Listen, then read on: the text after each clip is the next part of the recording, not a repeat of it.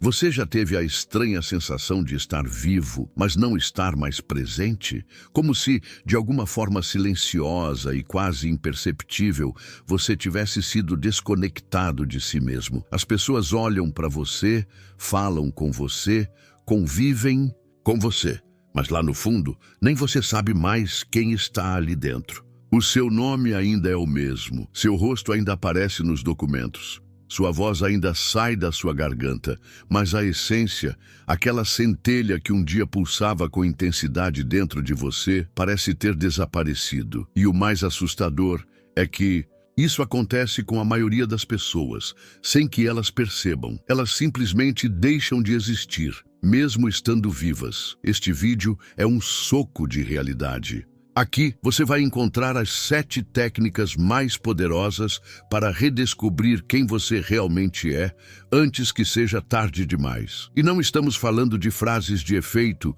ou conselhos de autoajuda enlatados. Cada uma dessas técnicas foi construída com base em princípios da psicologia profunda, do estoicismo e da reconstrução identitária, para ajudar você a voltar a habitar o próprio corpo com autenticidade, presença e domínio. Se você se sente perdido, desconectado ou como se estivesse vivendo a vida no piloto automático, este vídeo é para você.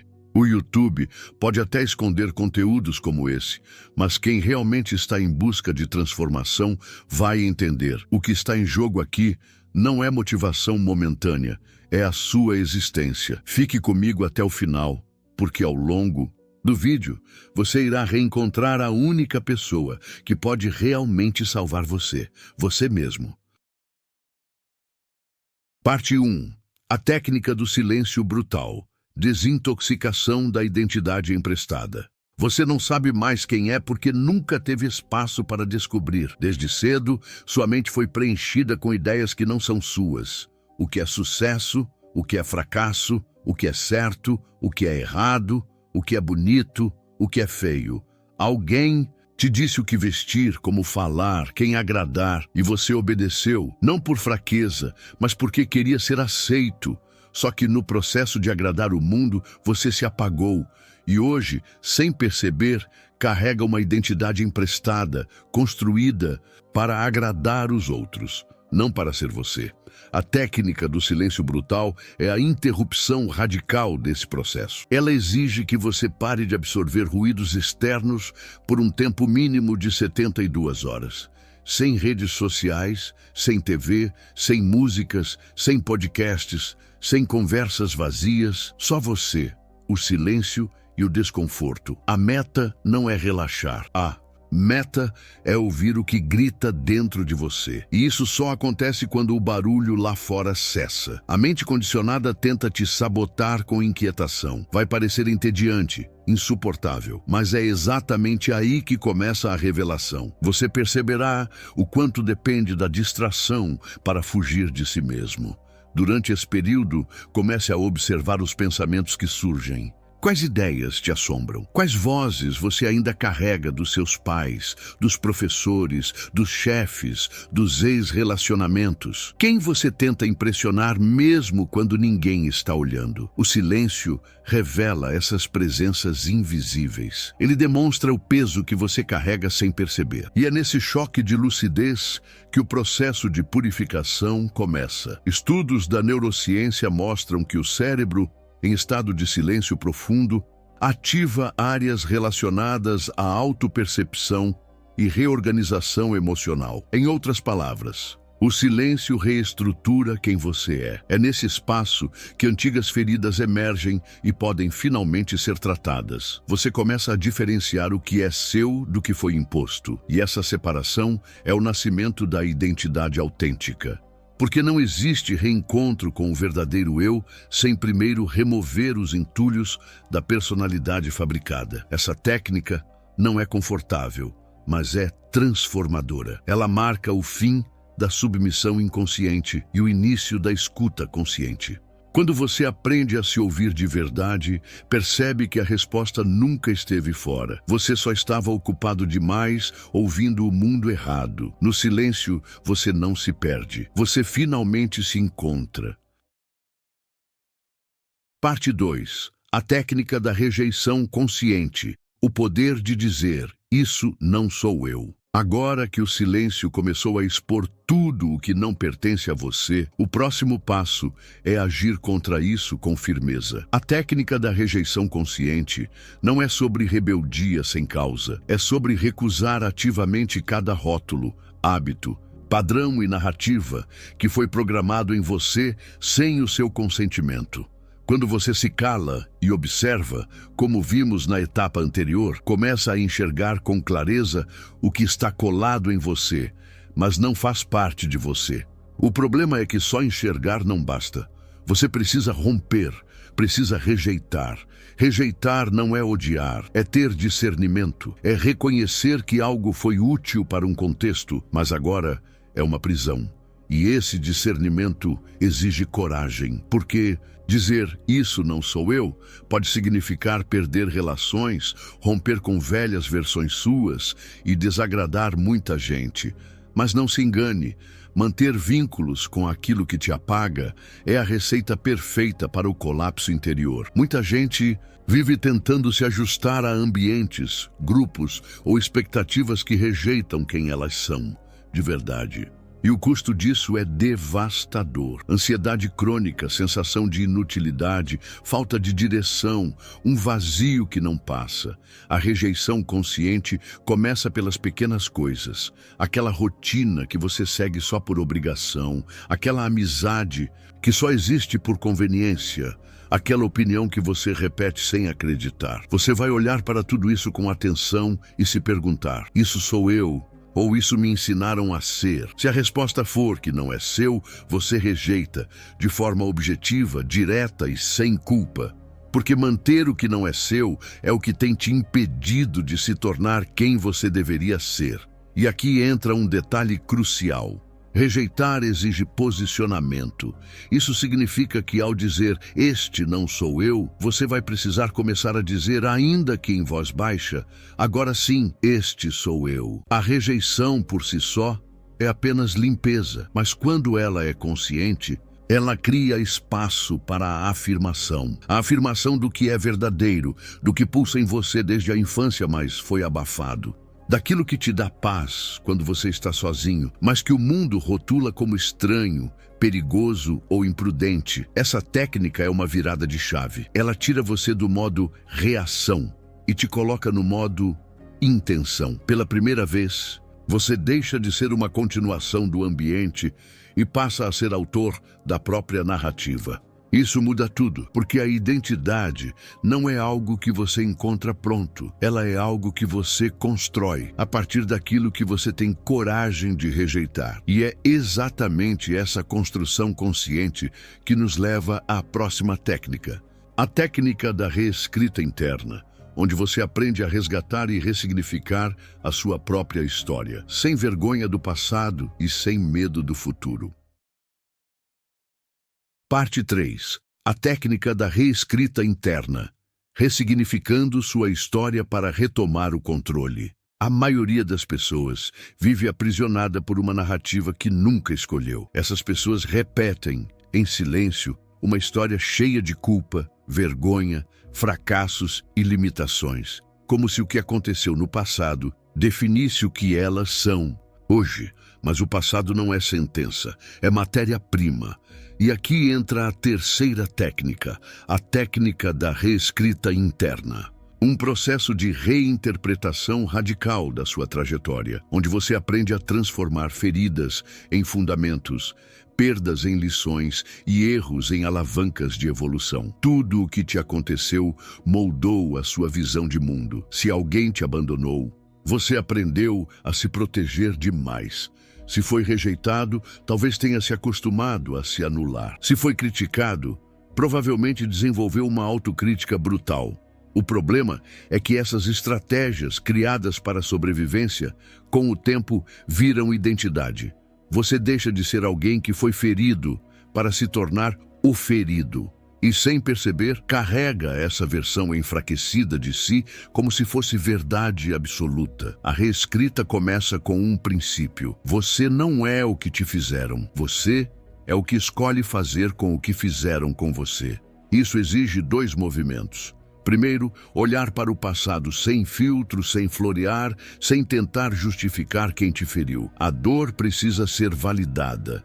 Você precisa reconhecer o impacto real das experiências que te quebraram. Mas o segundo movimento, e é ainda mais poderoso, você pega esses fatos e muda o significado deles. Por exemplo, você foi humilhado na infância? Essa dor te fez calar? Ok, mas agora você escolhe enxergar isso como o nascimento da sua sensibilidade, da sua escuta, da sua empatia. Você não está apagando o trauma, está ressignificando o lugar dele na sua história. Você está assumindo o papel de narrador, de protagonista, de autor. E quando faz isso, quebra o ciclo da vitimização silenciosa que paralisa tantos. Estudos em psicologia narrativa mostram que pessoas que reestruturam conscientemente a forma como contam sua própria história têm maior autoestima, mais clareza de propósito e mais estabilidade emocional.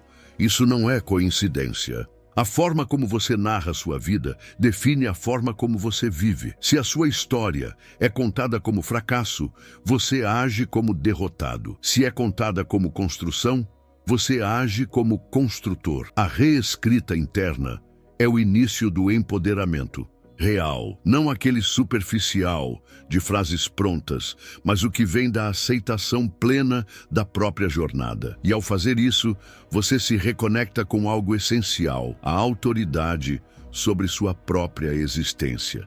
Você deixa de ser um reflexo do que aconteceu e se torna um reflexo do que você decide fazer com isso. E agora, com essa base reconstruída, estamos prontos para a próxima etapa, a técnica da escolha deliberada, onde você começa de fato a direcionar sua vida com intenção e não mais por inércia.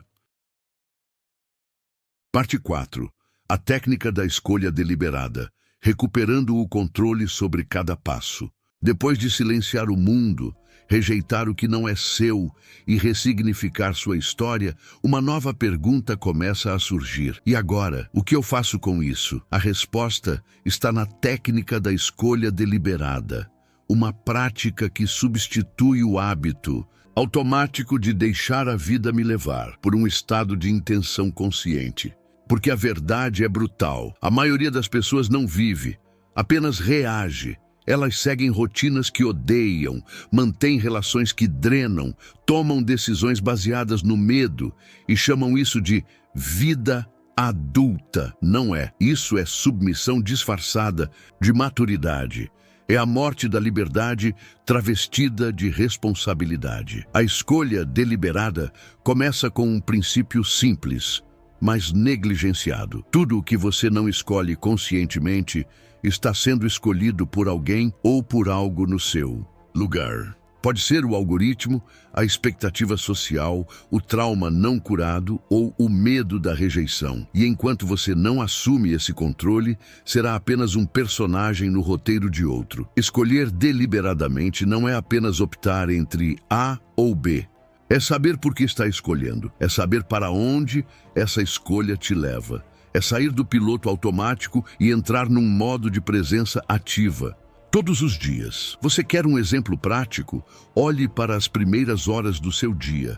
Você acorda e já pega o celular, já vai direto para a rotina de obrigações sem nem respirar? Isso não é você escolhendo, é o sistema te engolindo.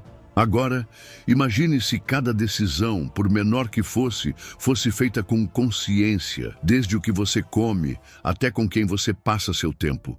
Cada gesto, cada palavra, cada ação alinhada com quem você realmente é. Isso transforma completamente o seu senso de identidade. Você deixa de ser alguém que sobrevive ao dia e passa a ser alguém que constrói o dia. A psicologia comportamental mostra que pessoas que praticam decisões conscientes diárias têm mais clareza de propósito e níveis mais altos de satisfação com a vida.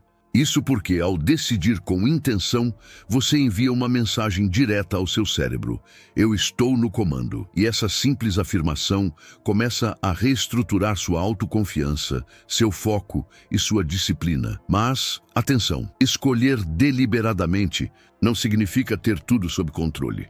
Significa não fugir da responsabilidade por aquilo que está ao seu alcance. Significa parar de terceirizar sua vida para os outros, para o governo, para o parceiro, para o chefe, para o acaso. Significa olhar no espelho e dizer: a próxima etapa da minha história sou eu quem escreve. É aqui que a transformação deixa de ser interna e começa a se manifestar no mundo real. Porque ao escolher com intenção, você começa a andar com propósito. E esse movimento nos leva diretamente à próxima técnica, a técnica do alinhamento diário, onde cada ação se torna uma ponte entre quem você é e quem você está se tornando. Parte 5. A técnica do alinhamento diário, transformando cada dia em uma declaração de identidade.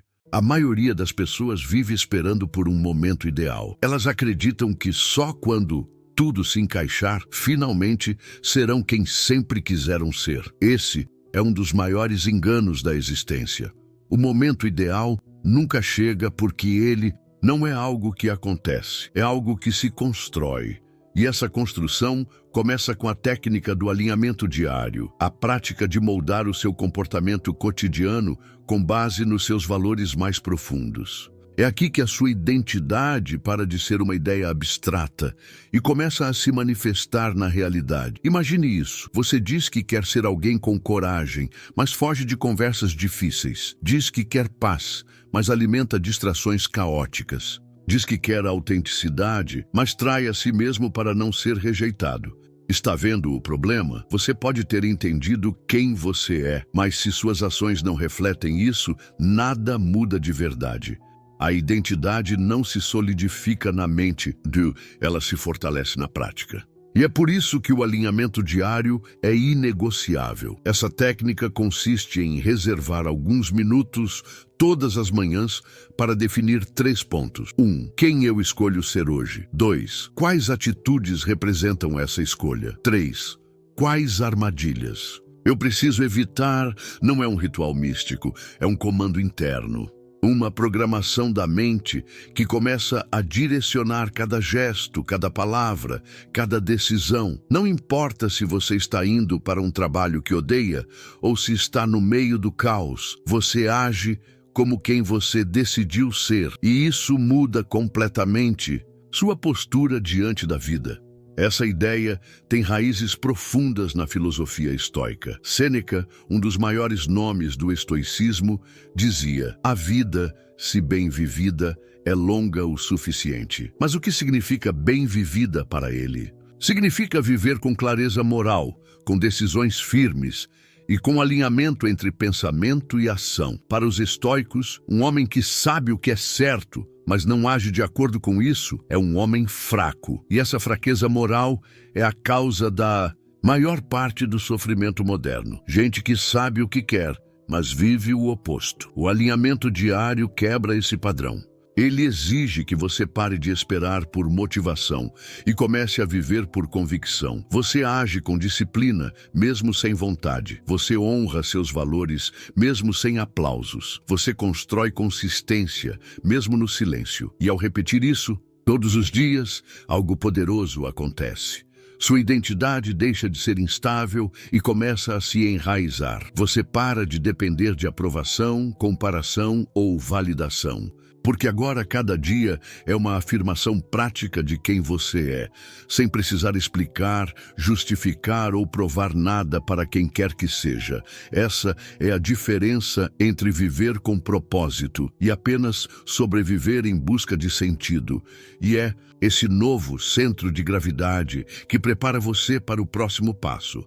A técnica da separação vital, onde você aprenderá a cortar de forma definitiva tudo o que ameaça a sua integridade. Parte 6.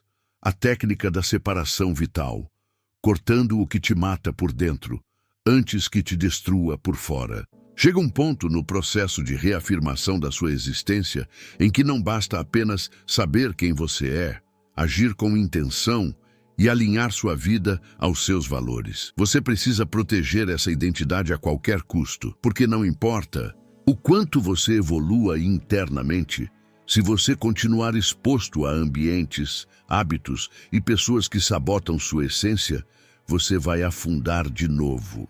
E é exatamente aí que entra a técnica da separação vital, uma prática brutal, direta e libertadora. Eliminar, sem remorso, tudo aquilo que representa um atraso à sua integridade existencial. Pare agora e pense: quantas pessoas você mantém na sua vida apenas por nostalgia, conveniência ou medo de ficar sozinho? Quantos hábitos você repete diariamente, sabendo que estão corroendo sua energia, sua autoestima, sua clareza? Quantas vezes você já sentiu que estava se traindo só para manter a paz com os outros? Isso tem um preço altíssimo. E a maioria só percebe quando já está quebrada por dentro, quando acorda um dia e não reconhece mais a própria voz, quando sente que perdeu a si mesmo no meio do barulho dos outros. A separação vital é o antídoto contra isso, e ela começa com uma pergunta honesta: o que ou quem na minha vida atual está me afastando de quem eu sei que eu sou? A resposta pode doer, pode expor amizades falsas, relacionamentos tóxicos, rotinas sabotadoras, até distrações compulsivas. Mas é só a partir dessa dor que a cura verdadeira começa. Porque separar-se do que te enfraquece não é perda, é libertação, não é ingratidão, é amor próprio em sua forma mais pura. O estoico Epicteto dizia: você se torna aquilo a que você dá atenção. Essa frase por si só já justifica a técnica. Se você dá atenção constante a pessoas negativas, a conteúdos vazios, a conversas destrutivas, a distrações que te esvaziam, então você está, aos poucos, sendo moldado por isso. Sua mente se contamina, sua visão de mundo se estreita, sua energia vital se fragmenta. E quando percebe, você já não é mais o autor da própria história. É só um personagem num roteiro mal escrito por terceiros. Separar-se, portanto, não é um ato de isolamento, é um ato de proteção sagrada. É como um campo que precisa ser limpo antes de ser cultivado. E não se engane, você não precisa de permissão para cortar laços. Você não deve satisfação quando escolhe preservar a sua paz. Quem se ofende quando você se afasta, raramente era alguém que queria o seu bem de verdade. A técnica da separação vital exige frieza, sim. Mas essa frieza não é a ausência de empatia, é o calor da clareza. Porque quando você sabe para onde está indo, você não pode mais se dar ao luxo de carregar o que atrasa, pesa e puxa para trás. E quanto mais você corta o que é desnecessário, mais leve, forte e lúcido você se torna. É como se aos poucos sua identidade começasse a respirar de novo, a florescer, a expandir, e com esse novo espaço interno limpo, você finalmente estará pronto para a última e mais poderosa técnica. A técnica da reintegração essencial, onde você reúne todas as partes fragmentadas de si mesmo e reconstrói a sua existência com inteireza e propósito. Parte 7. A técnica da reintegração essencial, reunindo suas partes para ressurgir por completo. Depois de tudo o que você passou até aqui, o silêncio necessário para se ouvir, a rejeição do que não é seu, a ressignificação da sua história, as escolhas conscientes, o alinhamento diário e a separação vital, você está diante da etapa final, a reintegração essencial. Essa técnica é a síntese de todas as anteriores. É o momento em que você deixa de ser fragmento para se tornar unidade, porque o verdadeiro sentido da existência não está apenas em saber quem você é, mas em viver inteiro, com presença, com verdade e com propósito. Você precisa entender uma coisa: ninguém nasce pronto. Somos todos feitos de partes soltas, vivências, traumas, virtudes, valores, desejos, medos e aspirações. A vida, por vezes, nos desequilibra, a sociedade nos molda, os relacionamentos nos marcam e, em algum ponto, nos perdemos de nós mesmos. A reintegração essencial é o processo consciente de reunir essas partes, escolher quais ficam, descartar o que não serve mais e montar com lucidez o seu verdadeiro eu. Não o que esperam que você seja, não o que você foi forçado a ser, mas aquele que, quando está só, em silêncio, você sente que nasceu para ser. E aqui vale lembrar as palavras de Marco Aurélio, imperador romano e filósofo estoico, que escreveu em seus diários: o que prejudica também pode instruir. O que bloqueia o caminho torna-se o caminho. A reintegração não apaga suas cicatrizes. Ela as honra. Ela entende que cada dor, cada queda e cada insucesso foram tijolos no alicerce de quem você está se tornando. Você não está tentando voltar a ser quem era antes dos traumas. Você está se tornando algo novo, mais forte, mais consciente, mais real. Você está deixando de ser figurante para se tornar protagonista. Essa técnica te dá poder porque te dá identidade. E quando você vive com identidade, o mundo muda. Suas escolhas mudam. Suas relações mudam. Você para de implorar por aceitação e começa a impor presença. Você para de se adaptar a ambientes podres e começa a criar o seu próprio espaço. Você para de ser um eco e se torna uma voz. Agora que você tem essas 7 técnicas, você tem nas mãos o que milhares de pessoas buscam a vida inteira: um caminho real de volta para si mesmo. Se esse vídeo fez sentido para você, compartilhe com alguém que precisa acordar para a própria existência. Deixe seu like. Comente aqui embaixo qual dessas técnicas você mais precisa aplicar na sua vida hoje. Se você quiser continuar essa jornada comigo, inscreva-se no canal e ative o sininho. Os próximos vídeos irão apresentar exemplos práticos da filosofia estoica, vivências reais e ferramentas aplicáveis. Obrigado por acompanhar até aqui. Nos vemos no próximo vídeo.